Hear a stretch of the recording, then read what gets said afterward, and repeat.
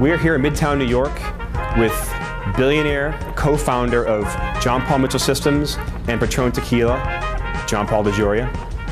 Shall we have a little? Oh, thank you. Already getting bribed. Cheers, my friend. Cheers. Salute. You started two different billion-dollar brands, yes, from the hair care and shampoo world to the more fun, or maybe not, premium liquor business. So going back to the past, when you started John Paul Mitchell Systems in the early 1980s, very briefly living in your car, going door to door, and now here we are in a big salon in New York that is using your products. How do we get here? Well, you get there through, one, believing in yourself. As you know so well, when we started, we had $700, made it day-to-day barely, but we believed what we did was the very, very best. And it goes on the premise, if you realize that you're going to run across a lot of rejection. I say this time in and time out. Be prepared for the rejection, no matter how bad it is. Don't let it overcome you or influence you. Keep on going towards what you want to do, no matter what. No matter whether your bills are paid, not paid, someone says no 1,000 times.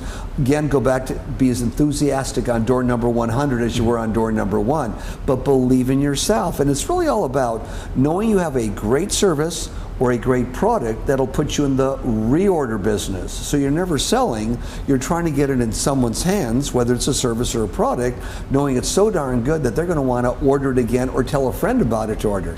And that's the real secret there. It is, but I feel like a lot of people in sales, no matter what you're doing, they get the door slammed and they keep on going over and over again, but they haven't built what you've built. Do you think it was, you said, is it because of the product first? Yeah, it's a combination of, one, the product, but you could also have the best product in the world, but unless you tell people about it, get them to use it, it's just going to sit there. So it's a combination of a couple of things. One, that product was exceptional. Same with Patron Tequila's, Paul Mitchell or John Paul Pet. Exceptional product. But then one must do what those that maybe aren't quite as successful don't want to do, whatever it takes. Work 7 days a week from early morning till late at night. A lot of rejection comes your way. Overcome that rejection and know that what you have is so good, eventually you'll get through it. Eventually you'll get in the reorder business. And I think today people have to know that. They also have to know that today is not like yesterday. To go out yesterday or 5, 6 years ago and get a job, you have a job, you're paid so much money, you're only responsible for so much. That's antiquated thinking.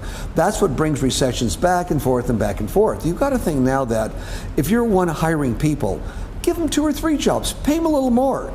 But if things are tough, you'll never, ever have to lay them off. Never have to. And it creates a good America, a good middle-class America, where you look forward to doing better every single year, opposed to worrying about, are they going to get somebody for less money, or will I be laid off if the economy goes? And speaking of people, what if I don't want a job? If I'm looking to start a company. Sure. So if I'm looking to launch my own liquor company, and I have lucky enough to, you're one of my mentors, let's say. What's the first thing you're going to tell me to do? Because you're a marketing master and a branding master. If I'm starting my own Bertoni tequila, which sounds scary, but anyway, what would be your advice to someone starting off in any business who is going to make a jump into entrepreneurship? First thing would be, in your category, make it the best you possibly can.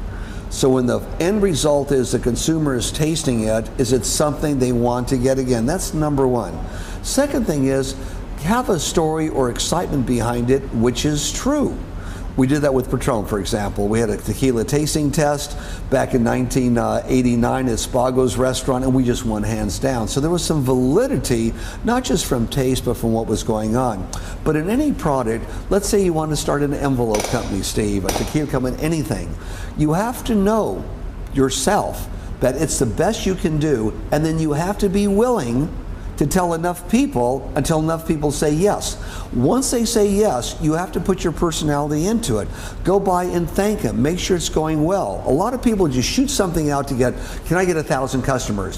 Where they have the first 50 or 100 and don't pay attention to them. You must pay attention to your first customers, unreal attention. It's easier to keep somebody than it is to try and get somebody new.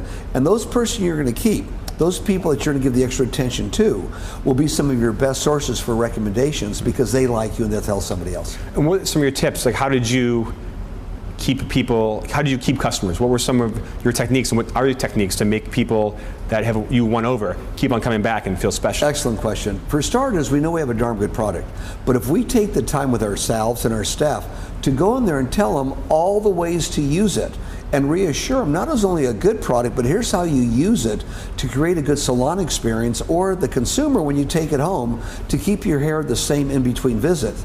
You fill a need in the marketplace. One, there's a need, of course, to buy a product or another product. But the next one is you must constantly remind them how to use it properly, which makes you a little different. Now, granted, maybe there's another one used the same way, but nobody told them. We're amazed at times when people are using some of our finest products and didn't know there's other ways to use it also. It's through education. You must constantly reinforce the education and why it's so good.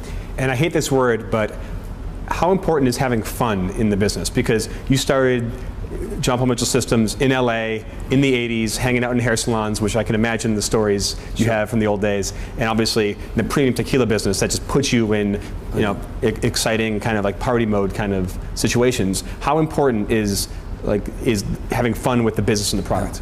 Long-term entrepreneurship is liking what you do, who you do it with, and who you do it for. If you're not having fun, then you're only in business to make some money. I still work. I work every single day, but I love what I do, so I have fun. So it became a lifestyle. When you're working, it becomes work. It's not fun. When you're working, it becomes part of your lifestyle because you like it. It's fun. I look forward to calling on salons. I look forward to walking in some place and say, thank you for using Paul Mitchell. I look forward to walking into a cocktail lounge. Wow, thank you for having Patron on the menu. To people in the hip hop industry, thank you for singing about Patron. In the country and western industry, thank you for doing this. In other words, I like it so much that I appreciate so much also the people that like it too. It's a lifestyle and it's a good one. So if an entrepreneur can make a lifestyle that they like with the people they want to deal with part of their business, it'll be long term and it will prosper because you are having fun. Everyone wants to have fun.